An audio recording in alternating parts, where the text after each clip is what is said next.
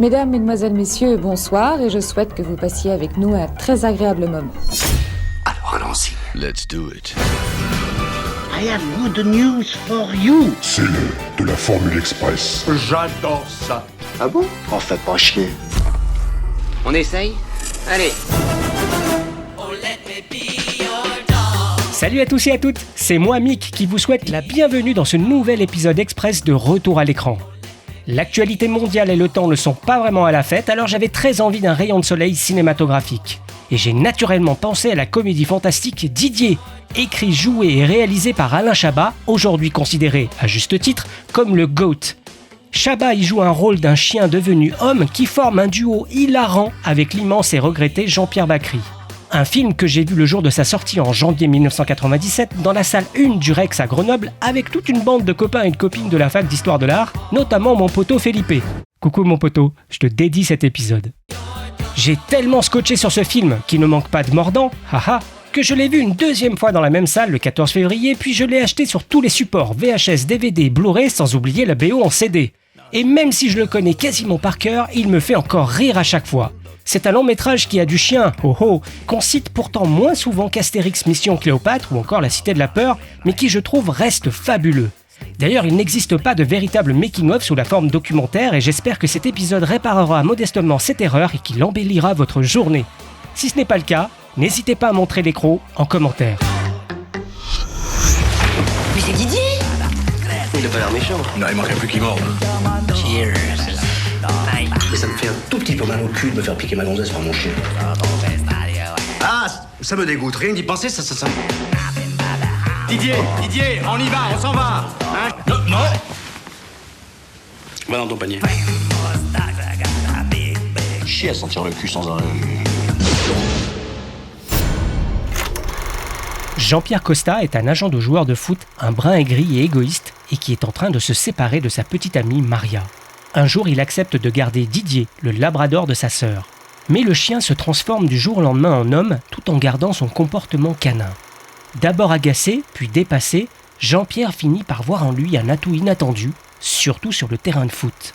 Et contre toute attente, cette rencontre improbable va peut-être lui apprendre 2 ou 3 trucs sur la vie. Didier. Miam miam, Didier. Bon, il est où ce con de chien là maintenant? L'origine des idées est souvent mystérieuse. Alain Chabat lui-même ignore comment lui est venue celle de Didier. Durant la promotion du film, il dira même, avec humour, que dans une vie antérieure, il a été un chien, et que d'ailleurs, son signe astrologique chinois, c'est justement le chien. Et c'est vrai en plus. Et pourtant, en regardant son parcours de plus près, on réalise que tout y était déjà. Allez, flashback. Nous sommes en octobre 1967. Le nouveau film de Louis de Funès sort au cinéma.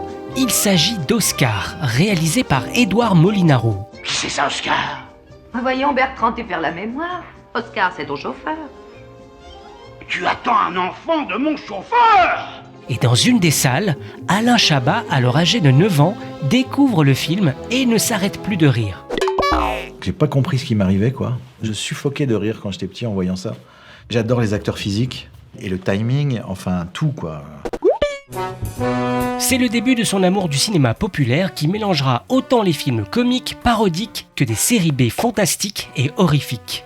Alain est né en Algérie, mais il grandit à Massy, et c'est le cadet d'une fratrie de 3 garçons. Il est plutôt rêveur et il n'aime pas du tout l'école. Comme il est agité et parfois insolent, il se fait même virer du collège et du lycée plus d'une dizaine de fois. Un peu plus tard dans les années 70, Alain Chabat est un jeune touche-à-tout. Il se verrait bien chanteur de rock ou dessinateur de bande dessinée, car c'est un grand fan de Spirou et Fantasio, et du magazine Pilote, fondé entre autres par Goscinny et Uderzo, les papas d'Astérix. C'est ça que je voulais faire au début, ouais. Je dis je serai dessinateur de bande dessinée. C'était plus du dessin d'humour que de la BD en fait. Je pense que j'ai jamais réussi à dessiner un personnage plus de 4 cases, au bout d'un moment, à la fin il ressemblait plus à rien. Donc finalement le strip, genre 4 cases, ou le dessin d'humour, ça me plaisait plus. Donc après j'ai plus fait ça. Un seul dessin, une légende. Et le magazine jeunesse Anti-Rouille publie d'ailleurs une de ses planches à la fin des années 70. Mais c'est à la radio que sa carrière démarre réellement. En 1980, Alain a 22 ans et il fait ses premiers pas sur Radio Andorre, puis il enchaîne comme pigiste sur l'émission L'Oreille en coin sur France Inter. En 1981, Alain s'essaye encore à la musique avec le compositeur Philippe Chani, qu'il connaît depuis le lycée et dont on reparlera bientôt. Ils forment alors le groupe Love International et sortent Dance on the Groove and Do the Funk, dont la pochette est due à Jean-Baptiste Mondino.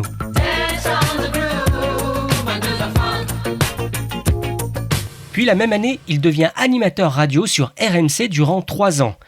RMC, Radio Monte Carlo. Il y rencontre Pierre Lescure qu'il va suivre à Canal+, dès son lancement en 1984 en tant qu'animateur télé. C'est là qu'il se lie d'amitié avec Dominique Farrugia, qui est alors un assistant de production. J'ai rencontré Alain Chabat, comme ça, dans les couloirs, lui disait la météo le matin. Il sait qu'ils ont compris vite qu'Alain Chabat et le matin, c'était pas du tout compatible. Donc 2 ou 3 fois, il n'est pas venu. Il faut le rencontrer pour le croire. Lui, le matin, c'est 2 entités totalement séparées. Ils partagent tous les deux un amour commun pour l'humour absurde, influencé par les Monty Python. Look, stop that! Chicken! Chicken! Look, I'll have your leg! Ou encore les films de Jim Abrahams et les frères Zucker, surnommés les Zaz, comme Y a-t-il un pilote dans l'avion? Joey, tu aimes les films sur les gladiateurs? Pendant ce temps, à Veracruz, Chantal Lobby et Bruno Carrette animent sur FR3 Méditerranée Bzz, une émission humoristique qui mêle sketch et fausse publicité.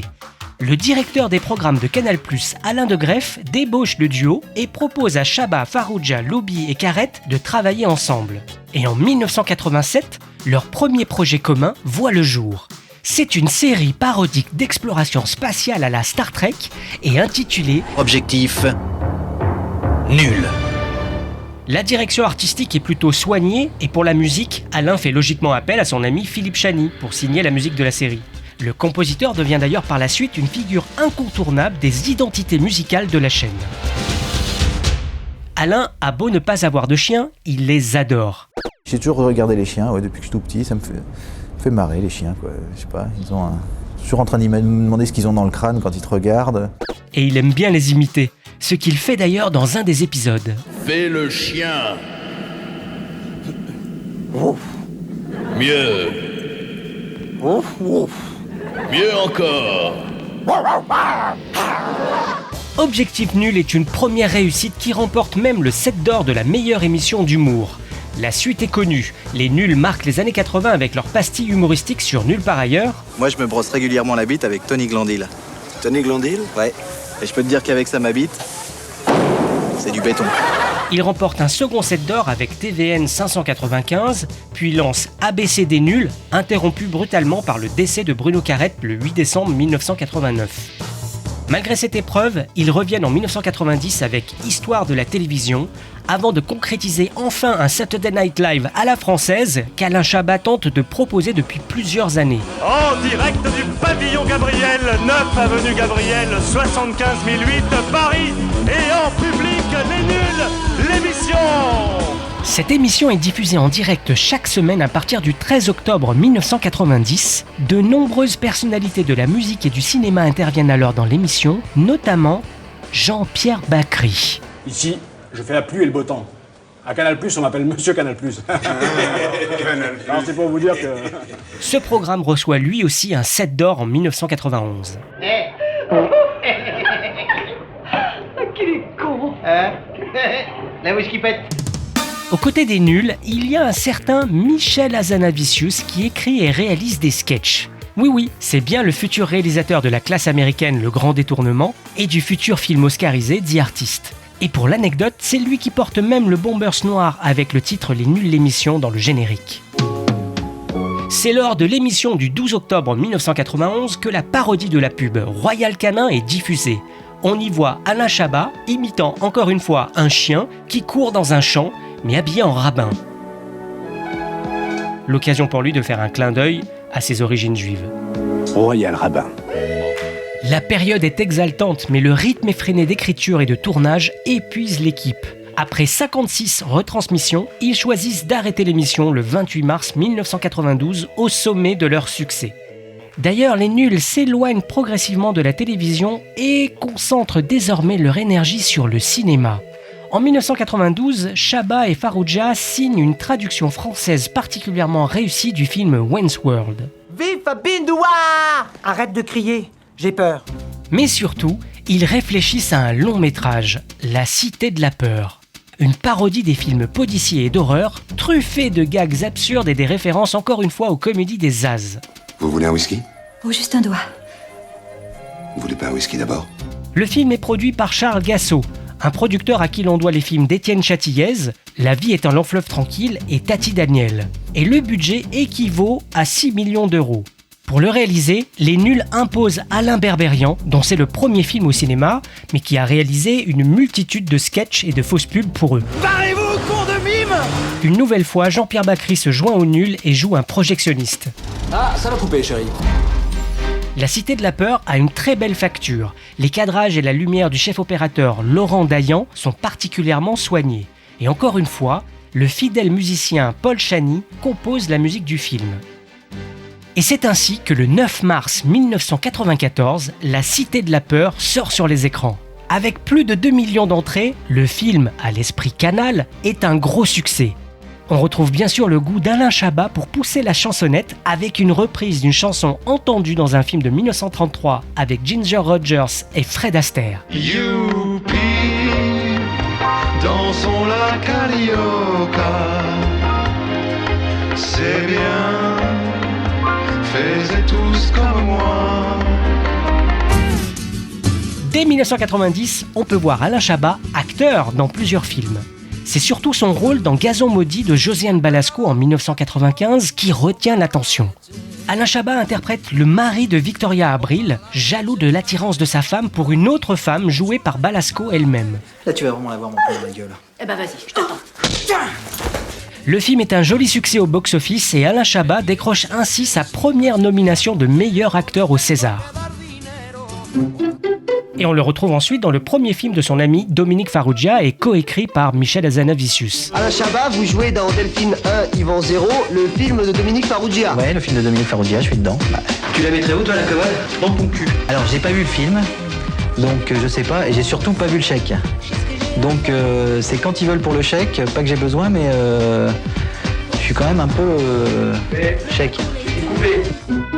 Grand fan de foot devant l'éternel, Farrugia livre une comédie romantique avec Julie Gaillet et Serge Hazanavicius, le frère de Michel, et qui est commentée par les célèbres Thierry Roland et Jean-Michel Larquet. Tout à fait, Thierry. Enfin, Alain Chabat a également le plaisir de tourner dans Beaumarchais l'Insolent, signé par le réalisateur d'Oscar avec De Funès, Édouard Molinaro, dont c'est le dernier film. La boucle est bouclée. Et sur les plateaux, Alain Chabat regarde attentivement comment les différents réalisateurs et réalisatrices travaillent tant du point de vue artistique que technique. Car l'envie de s'essayer à la mise en scène le titille de plus en plus. Il réalise d'ailleurs plusieurs pubs très remarquées pour Orangina entre 1994 et 1996. Hé, c'est quoi le texte? Des pubs à la direction artistique cartoonesque très marquée, et surtout truffé d'effets visuels numériques très pointus. Même joueur joue encore. Il faut bien secouer. Orangina! Sinon la pulpe, elle reste en bas. Alain s'intéresse énormément aux techniques du cinéma. Et sur le tournage de ses pubs, entre deux prises, il pose plein de questions aux techniciens. Notamment au chef opérateur Laurent Dayan, avec qui Chabat retravaille une nouvelle fois après La Cité de la Peur. Depuis quelques années, Alain tente de développer un projet de court-métrage humoristique dont l'idée de base est celle d'un chien qui se transforme en un homme tout en conservant son comportement et ses instincts canins. Un personnage qui agit comme un chien, qui aime jouer à la baballe, mais qui évolue dans un monde humain, ce qui donne lieu à quelques scènes d'humour. Le scénario de ce court-métrage se termine sur une fin mignonne et comporte déjà une réplique qui deviendra célèbre à la sortie du long-métrage. On ne sent pas le cul. Bon, on ne sent pas le cul des filles, voilà. Sauf si c'est elle qui demande. Si c'est elle qui demande, tu vois avec elle. Alain Chabat en parle régulièrement à Dominique Farrugia, pas de sentir le cul, du court-métrage. Et Dominique l'encourage à développer ce concept pour en faire un vrai film. Mais Alain hésite, il aimerait bien se rassurer et faire ses gammes en court-métrage d'abord. Et puis, il se dit qu'il ne peut pas tenir 1h30 sur une histoire de chien qui devient un homme. Un sketch, on peut cogner en 30 secondes et puis obtenir un rire, idéalement. Et Ouais, sur 90 minutes, faut tenir l'intérêt, quoi. Qu'on s'intéresse aux personnages, qu'on les aime, qu'on soit, voilà, comme. Il y a une histoire, donc il y a des personnages, il y a des arcs à respecter, ou en tout cas à faire évoluer. Il y a des mouvements dans un film entier il y a 90 minutes à tenir, ou à peu près. Mais Dominique lui suggère alors de mettre dans son film un agent de joueur de football. C'est une personne chargée de trouver des clubs pour des joueurs. C'est un milieu intéressant que personne n'a encore montré au cinéma. De son propre aveu, Chabat ne s'intéresse pas du tout au foot. Mais cette idée lui permet de créer des situations comiques et originales et surtout de nourrir l'intrigue. Au fil de l'écriture, le court devient un moyen métrage, puis un long métrage, et donc Alain finit par se lancer. Durant l'écriture, en 1995, Chabat souhaite s'éloigner du style parodique des Zaz et du film à la manière des nuls au profit d'une véritable comédie de situation. Il s'inspire plutôt de films comme SOS Fantôme, Un jour sans fin ou encore Big de Penny Marshall, des comédies fantastiques pour enfants, un genre peu exploité en France à l'époque. Malgré son point de départ imaginaire, le scénario est ancré dans la réalité pour justement rendre le fantastique plus crédible. Une fois que le spectateur accepte l'idée qu'un chien se transforme en homme, le reste doit être cohérent et rationnel. Les situations tordantes naissent de cette logique des réactions des personnages autour de Didier. Pour ne pas alourdir l'intrigue, l'aspect fantastique n'a pas d'explication rationnelle. Didier se transforme en homme par une lumière bleue venant du ciel, tout simplement.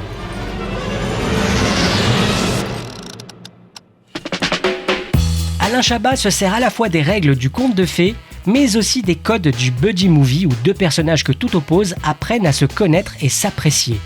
Cela devient un récit initiatique où Jean-Pierre évolue au contact de Didier, un peu à la manière du personnage de Scrooge de Dickens. Car au début du film, Jean-Pierre Costa est un type égoïste.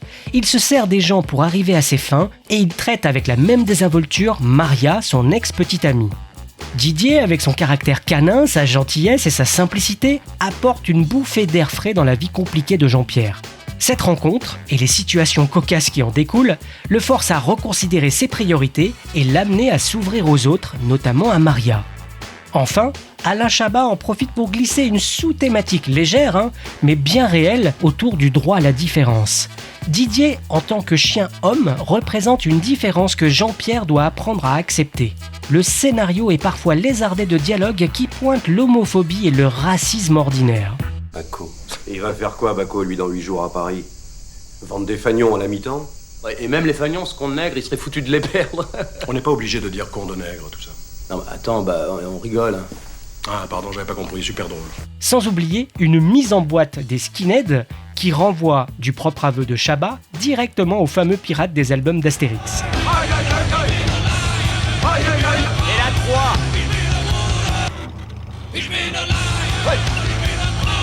Non, la 3, ça c'est la 7.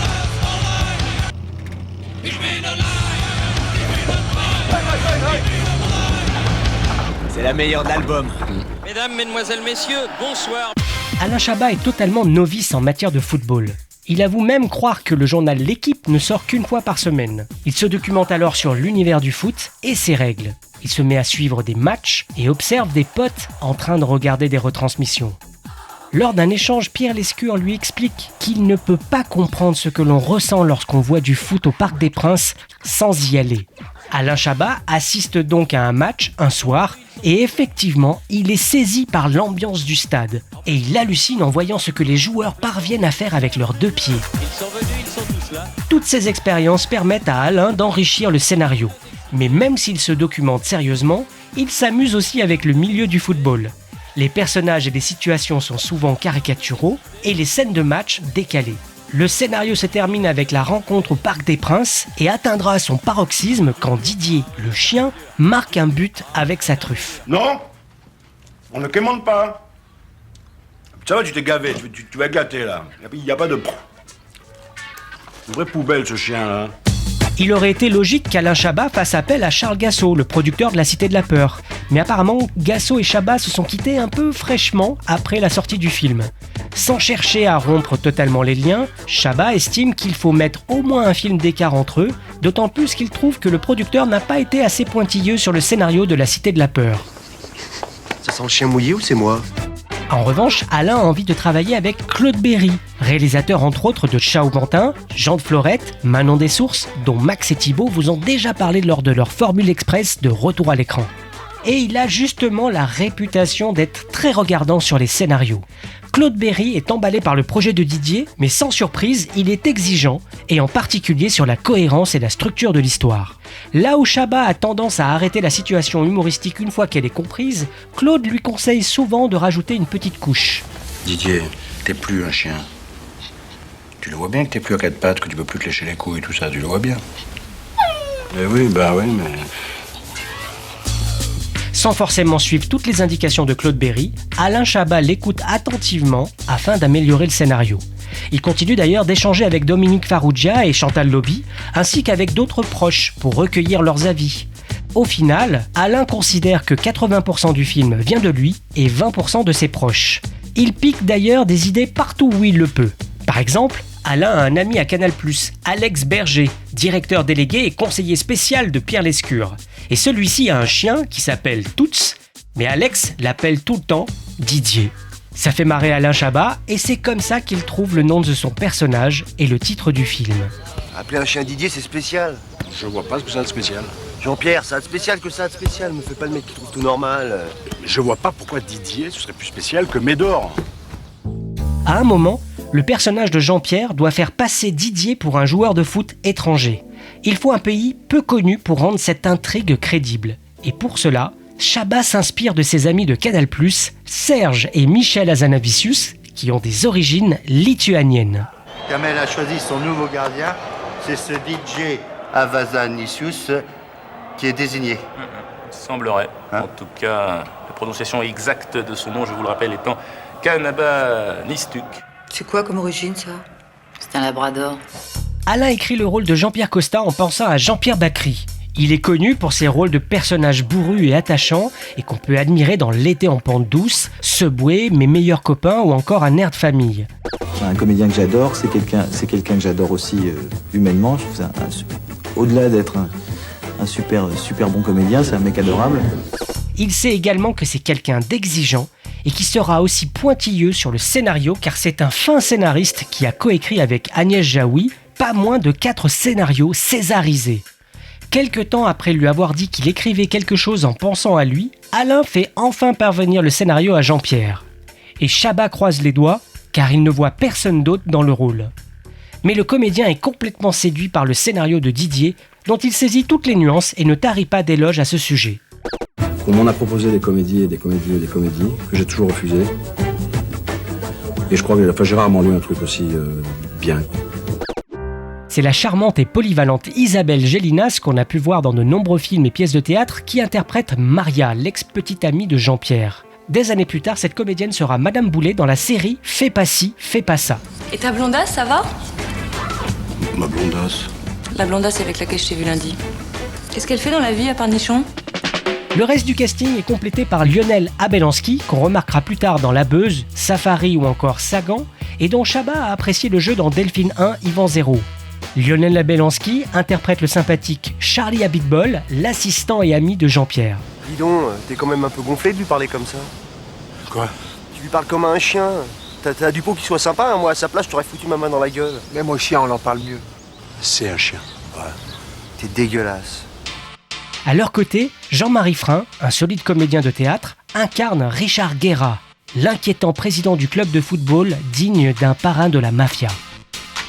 Notons également la présence du toujours impeccable Zinedine Soualem, qu'on retrouve dans de nombreux films de Cédric Clapiche et qui joue ici le rôle de l'entraîneur de l'équipe de football. Pour le rôle d'Annabelle, la sœur de Jean-Pierre à qui elle confie son chien Didier, Alain Chabat retient Caroline Sélier. La comédienne a été césarisée pour son interprétation dans L'année des Méduses en 1984, aux côtés de Bernard Giraudot et Valérie Caprisky. Et puis, Alain Chabat s'amuse et complète le reste du casting avec des petits rôles pour ses potes, et on y retrouve pêle-mêle Josiane Balasco dans le rôle d'une podologue hypnotiseuse, Chantal Lobby et Dominique Farrugia évidemment. Enfin, en figuration, Alain Chabat placera plusieurs membres de sa famille. On peut apercevoir ses 2 filles, Lucie et Louise, qui dansent pendant un spectacle d'enfants. Son fils Max, lui, apparaît dans un plan dans une rue, et on voit son père, Maurice Chabat, dans une séquence dans un restaurant. En revanche, il ne veut pas de star du foot, ni personne dans son propre rôle. Alain Chabat aimerait bien confier le rôle de Didier à un autre comédien car il pense déjà bien avoir affaire avec la réalisation du film. Mais Jean-Pierre Bacri et surtout Claude Berry insistent tellement pour qu'il l'interprète lui-même qu'il finit par céder. Et il faut maintenant trouver le chien qui interprétera Didier au début et à la fin. Alain n'a pas d'idée sur la race, même si son air jovial et ses cheveux frisés feraient plutôt penser à un caniche. J'avais pas envie de tourner avec un caniche. Mais normalement, il y avait une phrase dans le film que j'ai enlevé qui était justement Bacri qui disait « Mais comment ça se fait que t'es sorti frisé comme ça ?» Puis bon, je me suis dit... On s'est demandé, je me suis dit est-ce que je me teins en blond ? Puis d'un seul coup c'est grotesque quoi, tu vois, je me suis vu on a essayé avec une perruque, je me suis dit mais attends, on va voir que ça quoi, donc je me suis dit bon, je ferai le chien, ça passera ailleurs que dans la coiffure ou dans le... Mais c'est vrai, normalement j'aurais dû sortir caniche. Il souhaiterait simplement un chien imposant. Ce choix s'explique en particulier par la scène où Jean-Pierre découvre le chien sous sa forme humaine endormi dans un grand panier. Il contacte alors plusieurs dresseurs et sympathise particulièrement avec Patrick Pitavino qui possède un centre de dressage à Épinay-sur-Seine et un cheptel de chiens destiné au cinéma. Alain Chabat est anxieux. Il n'a encore jamais travaillé avec des animaux et certaines scènes du film demandent des actions précises en vue de certains gags, comme celle où le chien se fait traîner au sol à l'aéroport attaché à une laisse au début du film. De son côté, Patrick Pitavino hésite sur certaines demandes, mais une chose est sûre, les deux hommes s'entendent bien. Patrick lui présente alors 5 ou 6 chiens avec de l'expérience au cinéma. Mais Alain cherche un chien qui marque les esprits, une bouille, des mimiques, bref, il cherche un coup de cœur. Et à cet instant, le dresseur repense à un chien en particulier. Un jour, un habitué du centre de dressage lui parle d'Elliot, un jeune labrador de 6 mois appartenant à un joueur du PSG. Le joueur en question, c'est le Brésilien Ricardo, qui quitte le club car il vient de signer au Portugal. Et donc, il cherche à se séparer du chien. Pas forcément intéressé, Patrick accepte quand même de voir le chiot, un beau labrador sable. Et lorsqu'il rencontre, il perçoit immédiatement quelque chose d'unique. Il a un truc, une allure, une présence. Le genre de chien qui, au milieu de 10 autres, attire tous les regards. Patrick décide alors de dresser Elliot en vue du cinéma, puis le confie à des amis qui cherchaient justement un labrador. Patrick repense alors à Elliot et le présente à Alain Chabat. Même s'il n'a joué dans aucun film auparavant, Elliot a une gueule et un regard vif. Le réalisateur est immédiatement conquis. L'ancien chien d'un joueur du PSG devient la star d'un film qui parle du PSG. Un clin d'œil du destin. La seule explication, c'est comme les trucs bouddhistes. C'est une réincarnation, mais en super accéléré. Ou les univers parallèles, non, j'en sais rien. Alain Chabat se prépare minutieusement avec un découpage complet et un storyboard détaillé, dessiné grossièrement par ses soins. Je trouve que tout le monde comprend très bien, en un crowbar, l'énergie du plan. En se disant, il faudrait que ce soit, voilà, c'est ça qu'on veut, là. Enfin, moi, je voudrais ça, je voudrais qu'on ressente telle émotion, et c'est plutôt ce genre de truc, quoi. Pendant la préparation et les repérages du film, l'assistant réalisateur Robert Kéchichian, déjà à l'œuvre sur La Cité de la Peur, aide également Alain à affiner la gestion des règles du foot pour les besoins du scénario. Nous sommes en mai 1996. C'est le coup d'envoi du tournage qui se déroulera sur 14 semaines jusqu'au milieu de l'été. Alain Chabat est épaulé par le toujours fidèle chef opérateur Laurent Dayan et ensemble ils mettent l'accent sur la qualité visuelle du film et ils ont les moyens nécessaires avec les 59 millions de francs, soit un peu moins que 9 millions d'euros à l'époque. Alain souhaite commencer par le plus compliqué, le dernier acte du film lors du match de foot au Parc des Princes avec le PSG. C'est un gros challenge avec des actions sportives, de la figuration mais aussi une logistique particulière liée au lieu même. La première difficulté est de taille, c'est la gestion de la figuration. Comment gérer une figuration de plus de 40 000 spectateurs ? Alain et l'équipe pensent bien évidemment utiliser des effets spéciaux numériques pour incruster les deux équipes du foot au centre du Parc des Princes filmé un soir de match. Mais au milieu des années 90, les effets numériques commencent à devenir convaincants, mais ils coûtent très cher.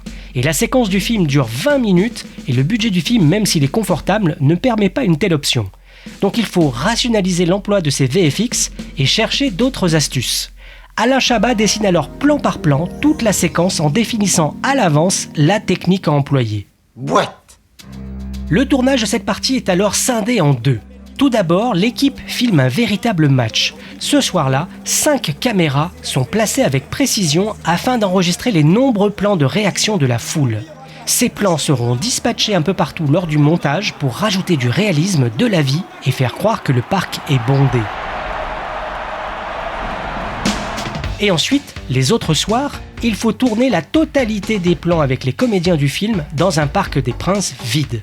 Pour cette partie, la production obtient 200 figurants qu'on déplace régulièrement pour remplir les arrière-plans des cadrages, notamment autour des cages de foot. Pour tous les autres types de plans, les joueurs de foot seront souvent cadrés avec des longues focales, et les arrière-plans de ces cadrages seront donc flous. Dans ces cas-là, l'équipe déco place des silhouettes en carton, grossièrement peintes, au milieu de quelques vrais figurants afin de remplir les tribunes.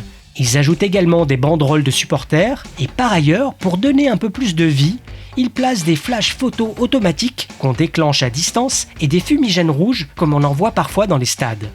Et ça marche. Enchaîne, enchaîne. J'y suis, vous pouvez frapper.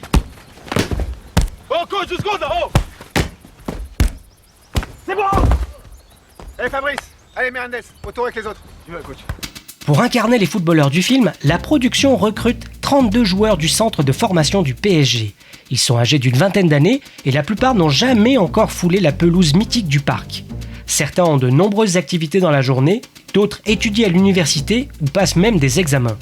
Le tournage de nuit, avec ses astreintes particulières, exige notamment l'organisation de repas spéciaux pour dynamiser ces jeunes que les assistants arrachent à leur sommeil pour les propulser directement sur le terrain. Par ailleurs, ce ne sont pas des acteurs, mais des footballeurs, qui doivent donc apprendre à faire semblant de tomber ou de tacler pour les besoins du film. Et durant ces nuits de travail, 2 caméras sont utilisées en permanence. Très bel arrêt, genre, hein. L'arrêt du cul, net, propre, sans bavure, non, un geste technique réalisé avec beaucoup de technique. Et comme si cela n'était pas assez sophistiqué, une autre donnée vient compliquer les choses, car on ne tourne pas si facilement au Parc des Princes. Dès qu'un match est annoncé, l'équipe doit évacuer les lieux, remballer, ranger tout le matériel et effacer toute trace de leur passage. La pelouse, bien sûr, doit rester dans un état impeccable, car la moindre détérioration risque de provoquer l'annulation d'une rencontre. Un responsable du stade s'assure donc en permanence que l'équipe ne foule pas le gazon. Pour pouvoir travailler correctement, on doit alors protéger le sol avec de grandes dalles en plastique alvéolées, extrêmement pesantes, d'où la nécessité d'embaucher du personnel supplémentaire. Ces dalles servent à poser du matériel lumière et des rails de travelling. Belle récupération là, de football peu académique, mais qui donne ses fruits, Robert. Le personnage de Didier doit jouer au foot et faire des acrobaties très drôles et particulières dues à ses origines canines. Des gestes qu'Alain Chabat ne pourra pas faire, d'autant plus qu'il ne sait pas jouer au foot. Alain est donc régulièrement doublé par le footballeur Thierry Blançon, et pour pouvoir courir plus rapidement à 4 pattes, se redresser d'un coup ou encore sauter pour attraper le ballon, Alain a un câble attaché au bas du dos et qui est tiré par 2 membres de l'équipe. Enfin, quelques plans tournés sur fond vert permettront quelques incrustations d'Alain Chabat dans quelques plans au milieu d'autres joueurs. Et ces plans sont confiés aux équipes de la société Dubois, qui se sont fait une jolie réputation grâce à leurs effets visuels sur Délicatessen, Noël chez les Meupettes, Les Visiteurs et La Cité des Enfants Perdus. Et Alain Chabat les connaît très bien pour avoir travaillé avec eux sur ses pubs Orangina. Mais comment tu t'es transformé? Genre morphing un truc comme ça, non? À l'exception d'un morphing assez coûteux et qui permet de métamorphoser rapidement le visage de Jean-Pierre Bacry en celui d'un chien, le temps d'un gag, Chabat souhaite que les effets du film soient invisibles. En d'autres termes, ils ne doivent pas faire du spectacle. Dubois va donc effacer le câble qui retient Alain Chabat, aider à remplir le stade et incruster un chien qui marque un but. Car oui, le chien Elliot est également de la partie. Des projecteurs, des fumées, des clameurs, des joueurs qui lui foncent dessus. Un chien moins équilibré aurait craqué. Mais Elliot, lui, s'est très vite accoutumé de ce contexte déroutant. L'équipe peut d'ailleurs facilement tourner avec lui 5 ou 6 prises. Le chien marqué de la tête, ça peut être accepté. Hein. S'il avait marqué de la patte, là, je ne dis pas. Bref, vous l'aurez compris, le tournage de ce climax au Parc des Princes est d'une grande complexité. Ce qui explique qu'il s'étale sur plus de 2 semaines. L'assistant réalisateur Robert Kechichian avoue qu'il s'agit du plan de travail le plus dur qu'il ait jamais eu à mettre en place. Et malgré toutes ces contraintes, l'équipe respecte scrupuleusement le plan de travail et ne prend seulement qu'une journée de retard. Non, le moins bon souvenir, c'est vrai que c'est le premier jour parce que c'était le premier jour de tournage et qu'il y avait tout ce bordel de foot à régler et tout ça, et que je n'étais pas à l'aise dans le foot et que c'était mon premier film et que c'est mon premier jour et en même temps c'est moi qui l'avais voulu, j'avais demandé ça, je voulais vraiment qu'on commence par une espèce de... qu'on aille tous dans le mur le premier jour direct et qu'on commence pas par des ouvertures de portes mais qu'on commence vraiment par du lourd. Mais en même temps c'était pas super agréable à vivre. Et puis le meilleur souvenir c'est à partir du deuxième jour en gros.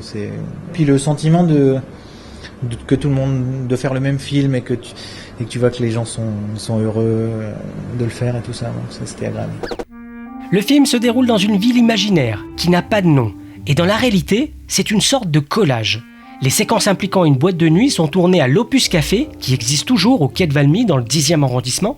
Quelques séquences sont tournées à Maisons-Laffitte, dans les Yvelines, mais l'essentiel du tournage se fait ensuite sous le soleil de Montpellier. Alain Chabat explique ce choix par son amour immodéré pour L'homme qui aimait les femmes avec Charles Denner. Au premier beau jour de mars, les femmes surgissent par dizaines dans les rues, en robes légères et talons hauts. Elles sont des milliers tous les jours à marcher dans les rues. Qui sont toutes ces femmes? Où vont-elles? Que veulent-elles? Elles veulent l'amour. Tout le monde veut l'amour. D'ailleurs, comme dans ce film de François Truffaut, Chabat s'arrange pour remplir les arrière-plans de la ville de jolies figurantes. Faire un premier film en étant à la fois devant et derrière la caméra n'est pas vraiment évident. Mais heureusement, Alain a bien observé sur le plateau de Gazon Maudit la façon dont Josiane Balasco gérait cette double casquette elle aussi. La solution est d'utiliser un playback vidéo sur chaque prise et de ne jamais être en même temps l'acteur et le metteur en scène. C'est-à-dire que quand il est devant la caméra, il est Chabat l'acteur qui ne se préoccupe que de sa performance, et une fois la prise terminée, il devient Chabat le réalisateur qui analyse le résultat sur un écran vidéo. Après un petit temps d'adaptation, Alain Chabat réussit à bien dissocier ces deux fonctions. Un chien n'a pas de vêtements lorsqu'il dort. Et donc, lorsque Jean-Pierre découvre pour la première fois Didier, celui-ci est nu comme un verre. Oh! Tes fringues. Elles sont où tes fringues? Et donc la situation est cocasse puisque le réalisateur doit être tout nu. Donc là, il y a eu un peu présentation de ma bite à l'équipe. Hein. Ah oui, t'es arrivé, t'avais dit ma bite, l'équipe. L'équipe, ma bite. Bah oui, comme ça c'est fait. C'est toujours bizarre de diriger un film à poil, mais bon. Un pantalon, vous savez pas mettre un pantalon? Vous savez le mettre.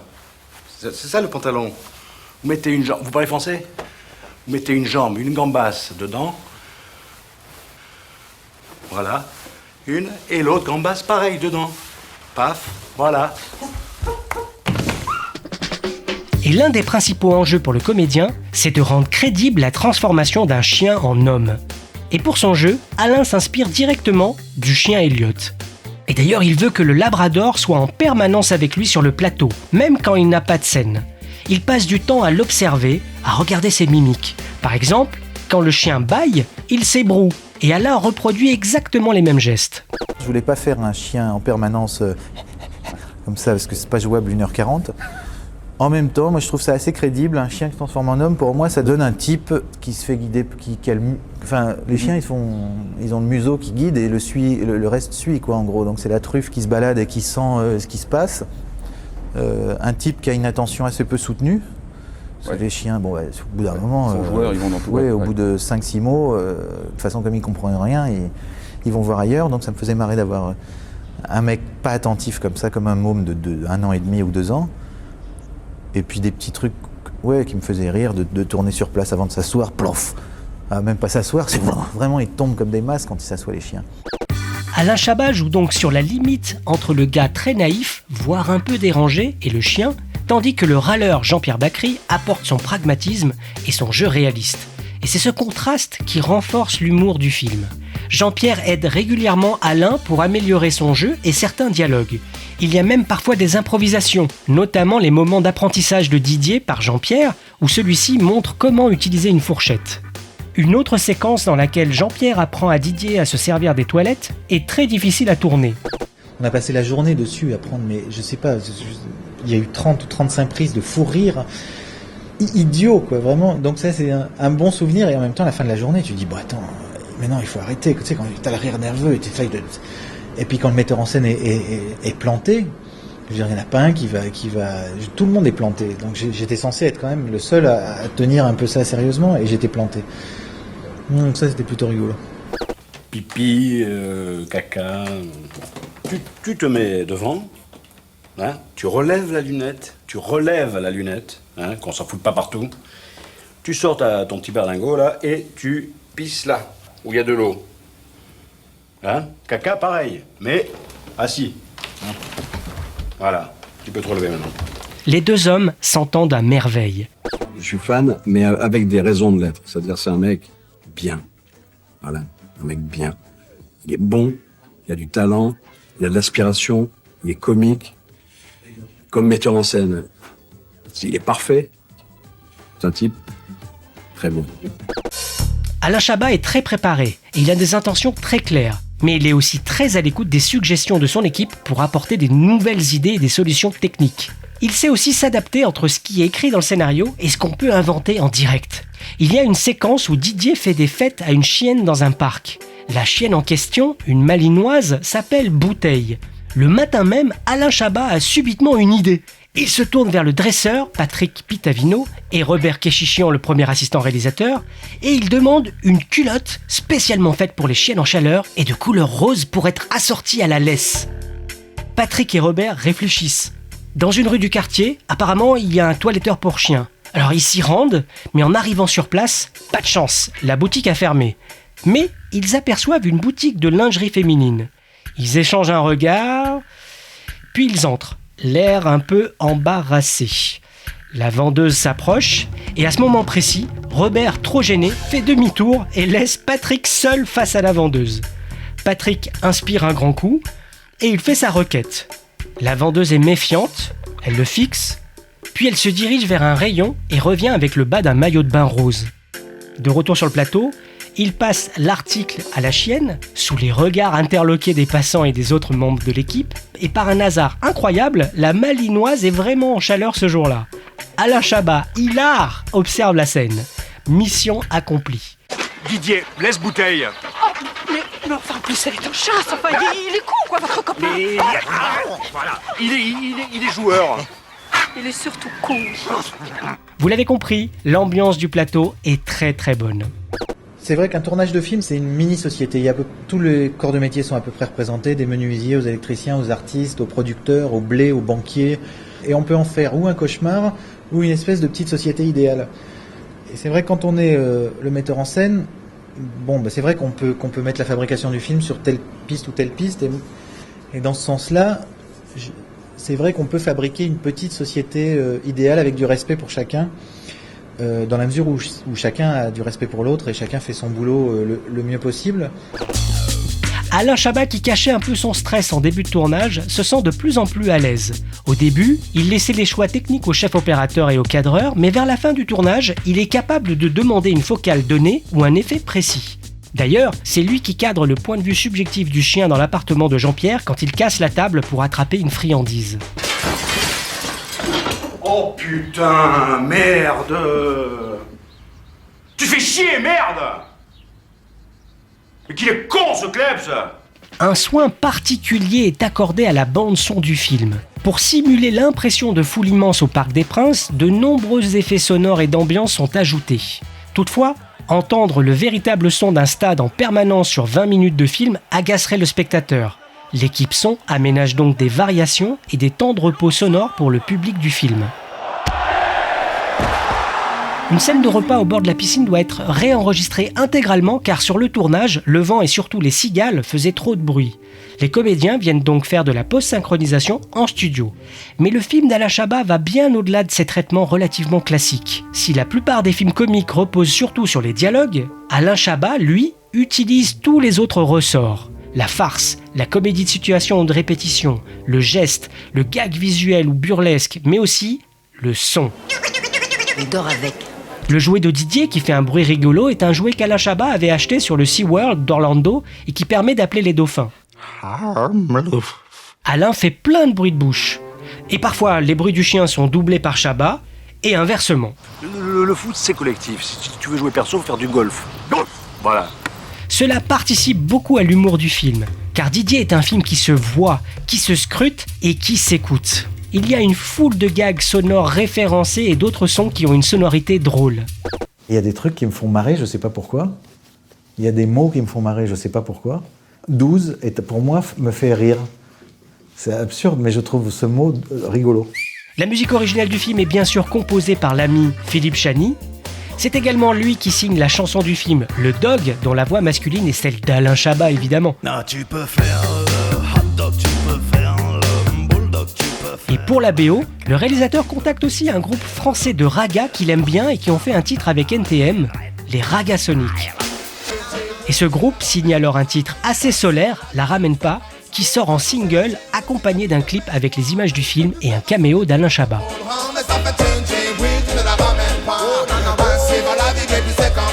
Didier sort au cinéma le 29 janvier 1997, le même jour que l'excellent Fantôme contre Fantôme de Peter Jackson et le chef-d'œuvre d'animation japonaise Ghost in the Shell. Et pour la promotion de Didier, Alain souhaite volontairement que très peu d'images du film soient diffusées. Je trouve qu'on est gavé gavé d'infos. Moi, j'aime bien en spectateur ne pas savoir. J'aime bien savoir vaguement de quoi ça parle et si c'est une comédie ou un film d'horreur et éventuellement le code de départ.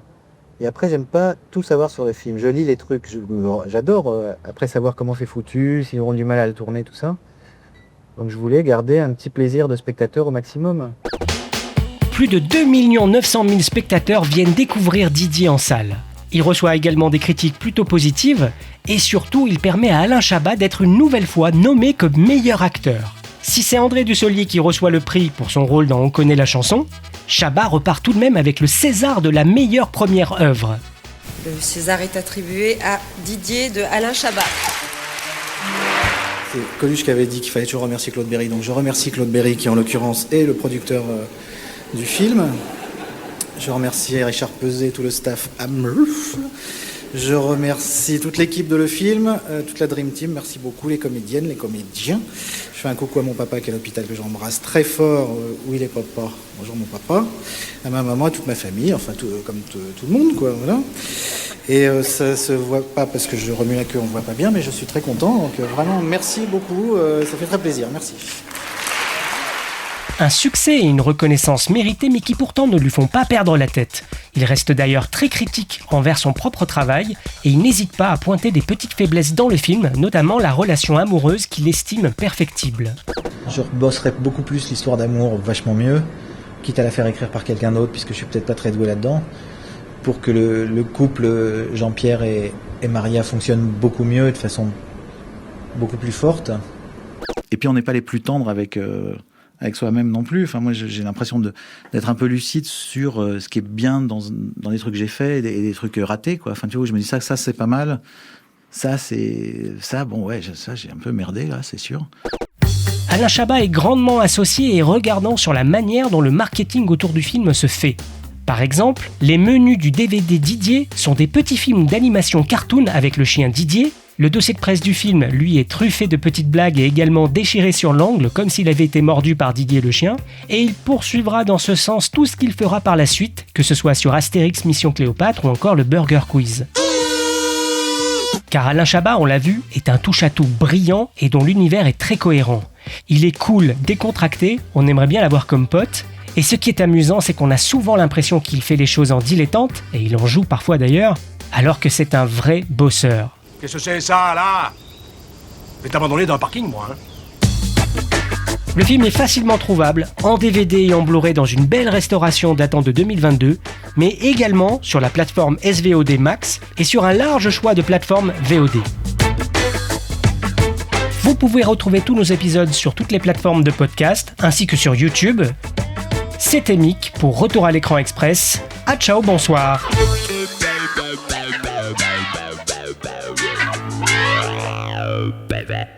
Moi, si je devais résumer ma vie aujourd'hui avec vous, je dirais que c'est d'abord des rencontres.